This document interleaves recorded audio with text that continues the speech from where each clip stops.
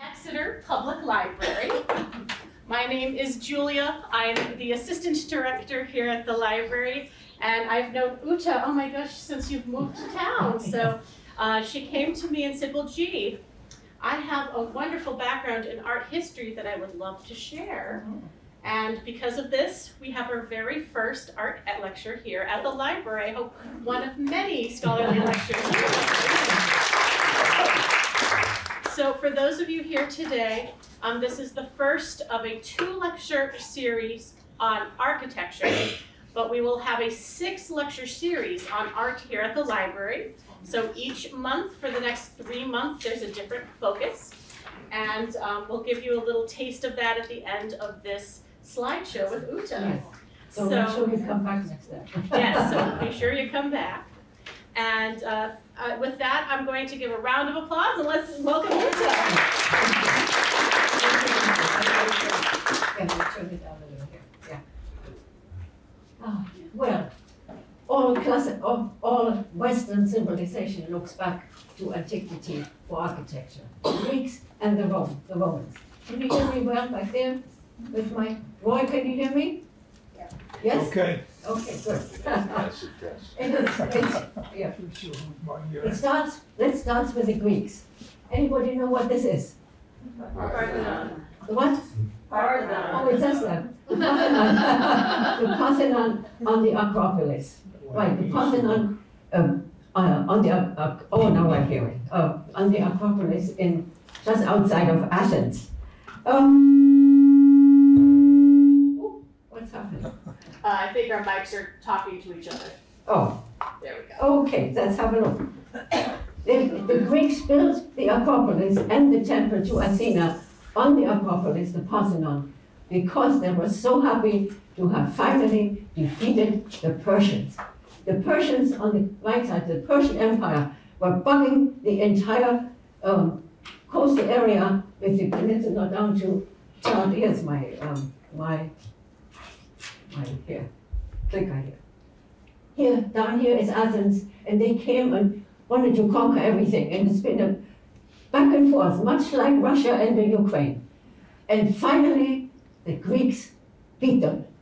Well, you can imagine the exuberance that they felt to be rid of that yoke of the Persian Empire. And so they built not only a temple, they built a city. They built an entire city. It's called the Acropolis, and it's temple after temple on top of a hill. Top of a hill. Akro means mountain hill. People, polis means people. A city of gods on the hill.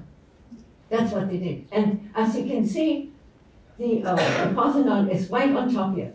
Has anybody ever been to Greece? Have you been up there? Would you? Oh, so you've seen. And you have to walk up because your buses don't go all the way up. You have to walk up, and it's a serpentine, a long way to come. And you see shrines and dedicatory altars along the way as you walk up. Then finally, you're out in the bright sunshine and it's hot. And you enter, you come from here and you walk through this propylaea, this entranceway, which is kind of shady and dark, and you can catch your breath. Then you walk out on the top here, you come out here, and then you are confronted with this gorgeous, huge, shining, in the sun, gleaming building. The Greeks celebrated, they worshipped on the outside. We worship on the inside, and we'll see how that happens.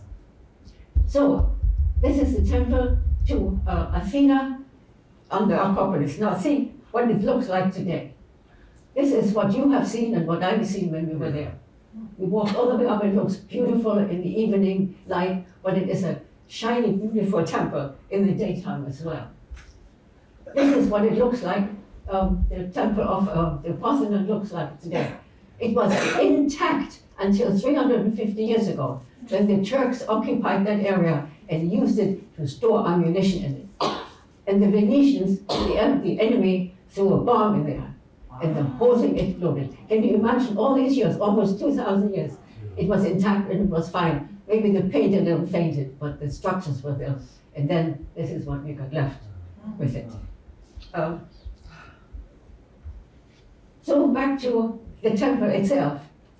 It was built in honor of the goddess Athena, And as I said, they worshipped outside. The inside was not so important, but there is a small room inside with a statue of Athena.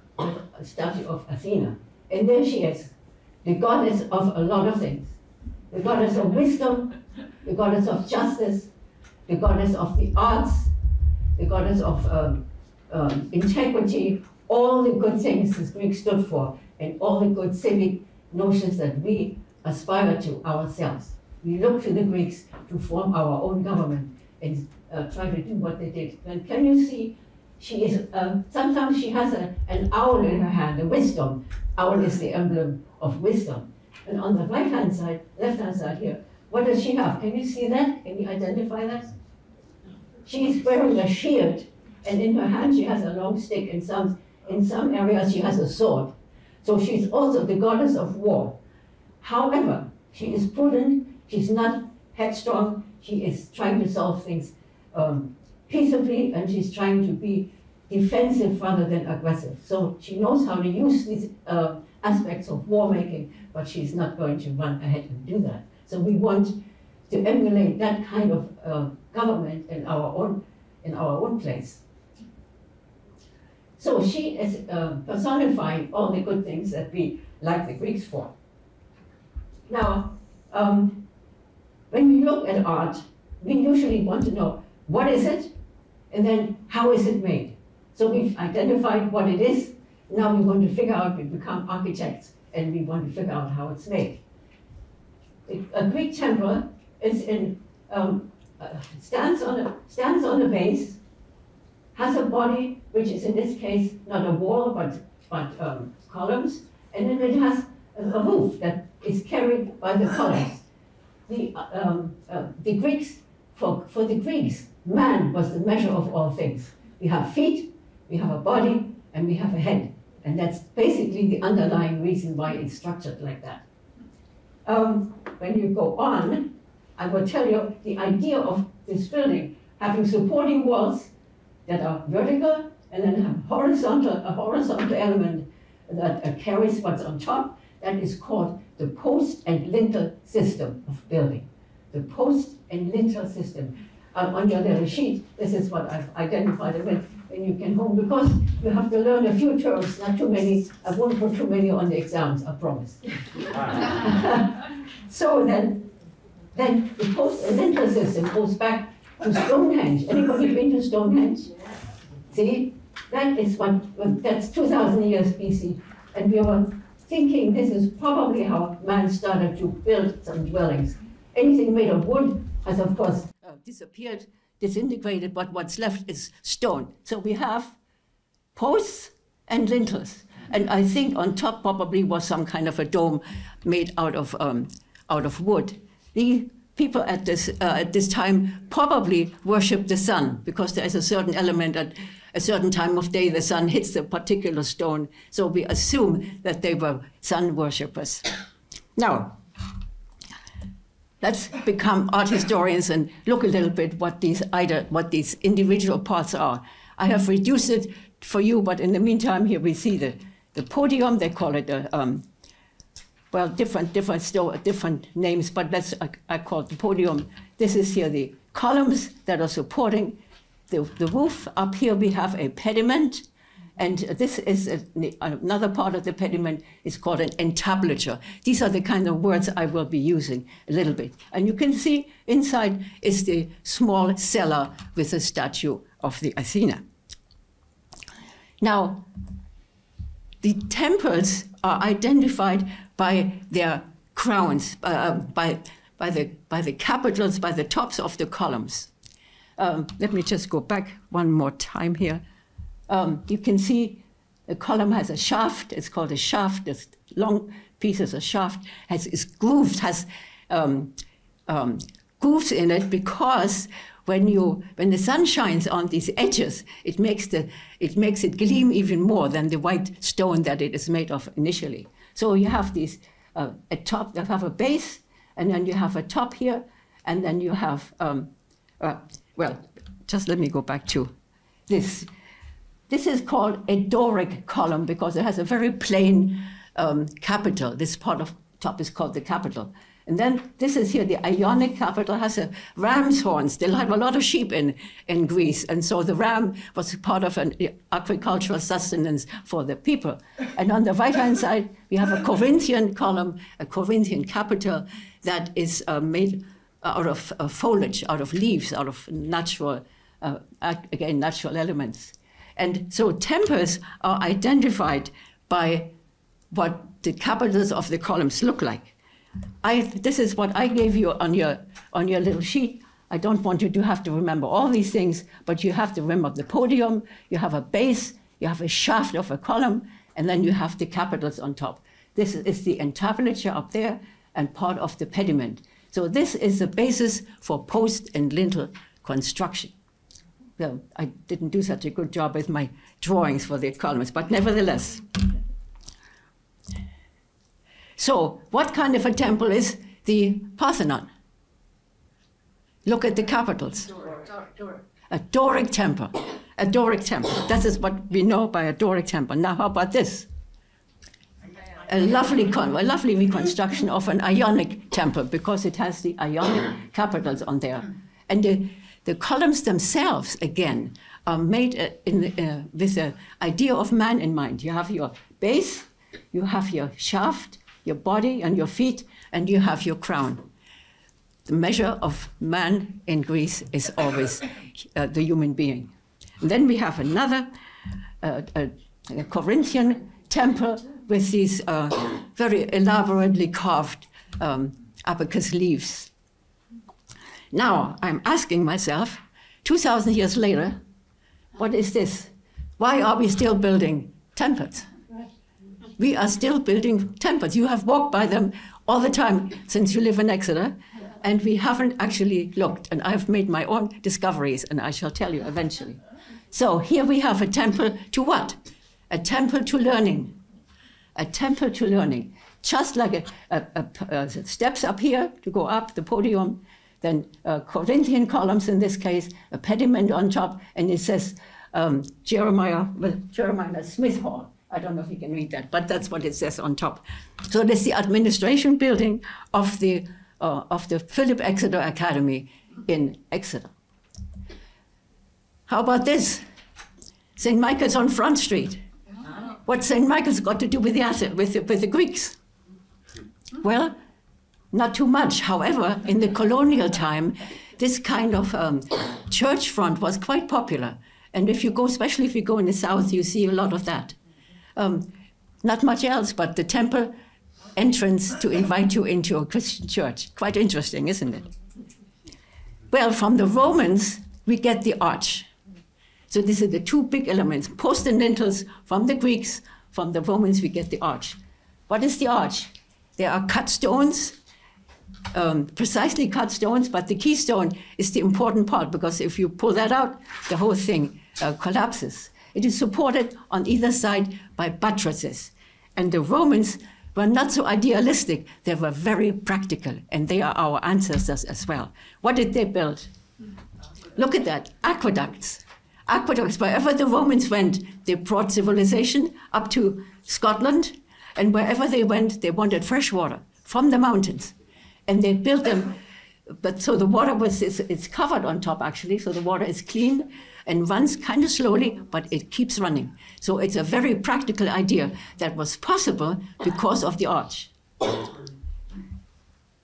The Romans also worshipped inside, not outside. They needed large interior halls, and you cannot do that with a post and lintel structure because those damn columns get in the way.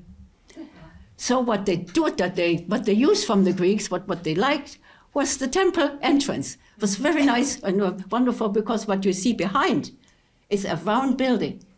Kind of hard to put a good entranceway into a round building. So the temple structure on the outside is very practical. Because, as you can see here from this painting, it allowed for a very large interior space. This is called the Pantheon, and it's dedicated to all the gods. They worshipped a lot of gods. But as you can see, it's very large. It doesn't have much light. Only in the ceiling is this space called the oculus, the eye, that brings light into the the structure itself. But it's only possible, this whole interior, large space is possible only because of the arch. Now let's have a look at what that arch is like here. It's called a barrel vault over here. So you see the arch itself and buttress on either side with heavy masonry. Now it was dark, there was no way to put a window. What you could do though, you could intersect two of these barrel vaults and get a groin vault. And then you are able to build it higher, and there's going to be light that comes inside, and the Gothic architecture made much use of that. This is how it happened. You see on the ceiling, you see the crossing of these barrel vaults into a groin vault. You see the groins. And then you have windows, of course. In the Gothic churches, they're all beautifully decorated with stained glass. Here, we all know what that is, yes? Sure.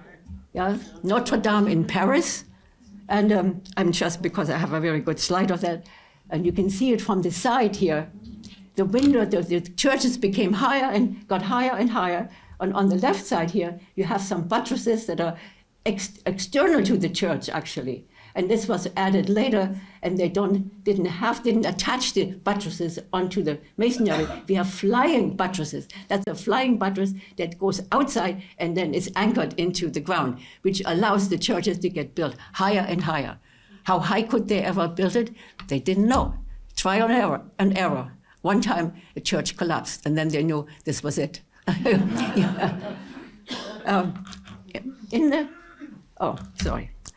In the Renaissance,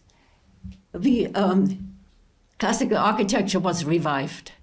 And they used from the Romans what they wanted, and they used from the Greeks what they wanted to build an entirely new vocabulary, because these elements of architecture here, the arch and here the column actually is a flattened out column, and a flattened out column is called a pilaster. And it is actually only decorative. It's only decorative. The future builders look to antiquity, but not for their post and lintel structure, but for their decorative aspects that they wanted to imply. It's not only churches, but private palaces also. This is a palace in Florence, belongs to some family. And here again, you have 3 stories, and in between the arches that frame the windows, you have these pilasters that are used just in a decorative manner. But the facade itself is actually quite straightforward. And when the buildings get very large, like the next building I'm going to show you, that is St. Peter's in Rome in the Baroque period. No straight surface anymore. Everything in the Baroque is in motion. Everything is moving. And so what you have here, you have your Greek temple on the bottom is the entranceway. It's projecting forward from there, so it's inviting you in, so to speak. And then from there, you have stepping back elements of the building that give it a little bit more interesting visual component. And so this sort of, we have an entablature here, we have the pediment, but the entablature goes along with the recessing aspects of the building. So the architect has to figure out how to use a big pile of stones and make it interesting. And then they're calling that, an architect calls that the massing. How is he handling the massing of the architecture? And so an interrupted entablature becomes quite popular at that time here. And the dome was, Michelangelo worked on the dome, many architects worked on the dome. The double up columns and of course here in this case it is a church with a cross on top with a Christian structure. Have you ever been on the top of St. Peter's? Yeah. You can go on the top, you can walk around up here. It has 4 of these little cupolas, 4 little domes here, and beautiful sculpture right along the front here. So very, very exciting actually in terms of architectural invention. Then, followed after the Baroque period, we get a neoclassical period. People are thinking back on the classics a little bit more seriously and not so enthusiastic about all the frills of the Baroque period that was usually we see this in paintings and sculpture and of course in architecture as well. This is St. Paul's in London, by Sir Christopher Wren. And here again we have a two-story temple in the front with doubling of columns and a pediment up here and a very St. Peter-like dome on top. And again, you have an interrupted entablature because it follows the line of the massing of the structure. I have a better picture actually on the top because you can see it a little better here. So again, an entablature that's moving along with the recession and projection of the structure itself. Now, our forefathers, Thomas Jefferson and company, when they started our own newly invented United States, they looked to the Greeks for inspiration. What is that? That's the capital of the United States. And look at what it is, a Greek temple in the middle, a dome on the top, like St. Peter's, except taller. And the massing of the architecture on either side of the entrance is quite interesting because we have pilasters and alternating with arches as a decorative element. It's really quite beautiful. It's a huge building, as you know. So how are you going to take that big pile of stones and make it into an appealing building? Well, I think they succeeded quite nicely. And when you see here, the Supreme Court, also, look to the Greeks. We want justice like the Greeks enjoyed justice. We want prudence. We want all the good civil qualities that we admire in the Greeks in our temples. So the massing, the central part is sticking out, and either side, probably office buildings, are recessing in a little bit. And of course, the person who is heading this country also lives in a bit of a Greek temple. We want this person to be prudent, to be courageous, to be honest, to be just. He should be a good leader. Do you feel we are well governed? It's interesting. We have to, of course, what I didn't say initially, we got the democracy from the Greeks. And so we want somebody who represents us, and we want to be taken care of. We want to be considered in what a leader will institute. Again, temple front here, and Corinthian column. No, I think it's Ionian columns. Anyway, so. And then, of course, we have the various aspects of which the Athena is a goddess, is the arts. We are valuing the arts. And in this day and age, this is the Museum of Fine Arts in Boston. We value our art, the talents that exist in our country. And so we put them in temples, we put them we call them museums. And that's what we see here again.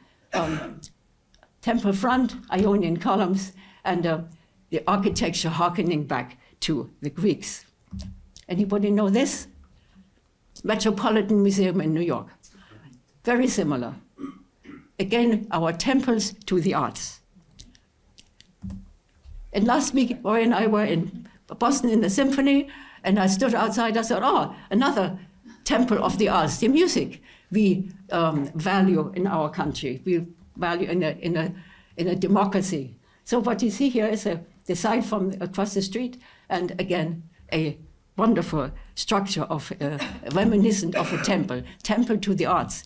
I took a picture on the inside. If you haven't looked around it, it's all a Greek temple. We have niches with Greek sculpture. We have a combination of arches and pilasters with a base, a shaft, and a capita. So the entire inside is Greek. And it wasn't built until, I think, 1902 or something. So a relatively recent structure in Boston. So now let's have another look at the academy, at the building of the academy, the temple to knowledge, the temple to learning. Here's another, if I see from the back, you can see it's a very large building, and the architect, how he handles the massing was, of course, to try to break it up a little bit. So the entranceway has the white columns, and then of course it's recessed a little bit, and that sort of breaks up the monotony of the building itself. That's another one, it's a little closer. You can see the massing here. This is sticking out more, this is recessed, and this is recessed again a little bit. What is this?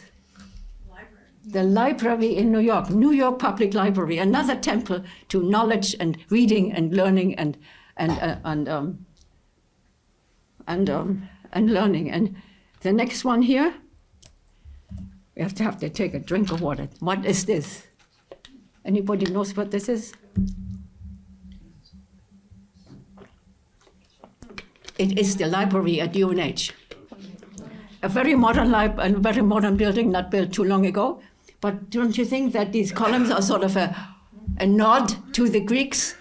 Not as an entranceway with a very plain top here, but it's sort of, when you know what it might mean, it makes sense that this should be so. Here, same thing. Oh, wait. Same thing with the church on St. Michael's.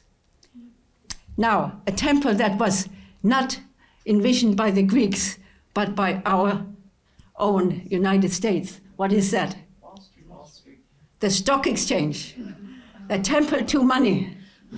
A temple to money, and I don't mean it in a facetious way, a temple to the work of our people. And in the pediment on top here, we have a figure of integrity who is supervising. On the left-hand side, you can see a wheel here, industry, and on the right-hand side, we see agriculture, something our labor is made, the fruits of our labor, it's the source of the fruits of our labor. So we want to, if you want to invest, you can make money, you can make your money grow. If you haven't, oh, here's another view here on the side. It looks kind of strange when you think a temple in the middle of these skyscrapers. Really quite odd. But you don't see it until you step really back. It's sort of wedged into Wall Street area down there. Now, the likes of us who you don't want to invest and play on the stock market, you take your bank book and you put it in the safe, in the safe in the bank. So this is the Bowery Savings Bank, one of the first ones in New York. It's a fortress, looks like a fortress.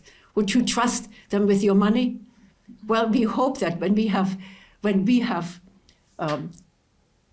savings, we want to put them someplace where it is really safe. And we were disappointed in 2008 that the banks were not as forthcoming as we had hoped they would be. That's a very serious thing if you lose the trust in the institutions. Now, around here in Exeter, well, the Citizens Bank on Water Street.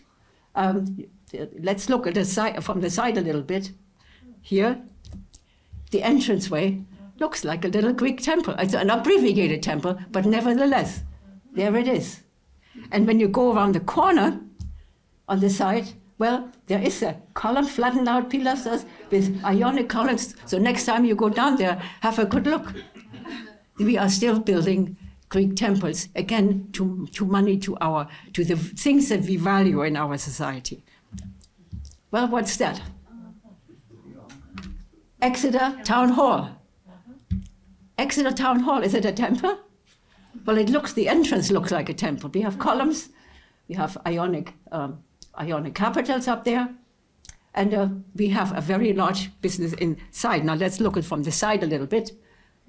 There you can see a little on the side, the arches, the Roman arches are all represented by the windows. We use the arches when we find it interesting and practical. And then we have a little pediment on the side, and on top we have a little cupola, a little St. Peter's cupola. Now let's have a look at the close up of that little cupola. Well, you see the windows, and then we see entablature, and on top this entablature here is kind of interrupted following the circle of the structure itself, and then cupola, and who is standing on top? A what? Athena. You know, I didn't know until I took the picture. I'd never looked up, and you probably haven't looked up either. It is, as well as my little camera could do, it's not clear. However, it's a woman with a sword at her side. She's blindfolded, and she's got a scale in her hand. So who is she? Justice. Justice. on top of our town hall. Was our town hall ever used as a courtroom? I wonder. I didn't figure, I have to ask somebody if maybe it was intended as a courtroom. Certainly it's a meeting place where we go and discuss important things that happen in town. Then across the street, Exeter Town Hall offices, a Greek temple entrance, interesting. We trust our institutions and we honor them by building them in memory of classical architecture.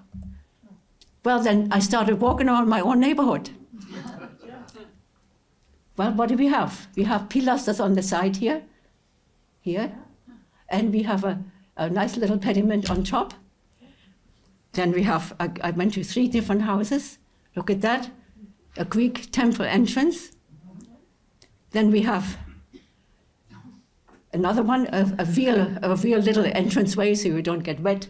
And again, the Greek architecture is invoked here. And why do you think this is? Why do we decorate our dwellings, our homes, with entrances that harken back to the Greeks?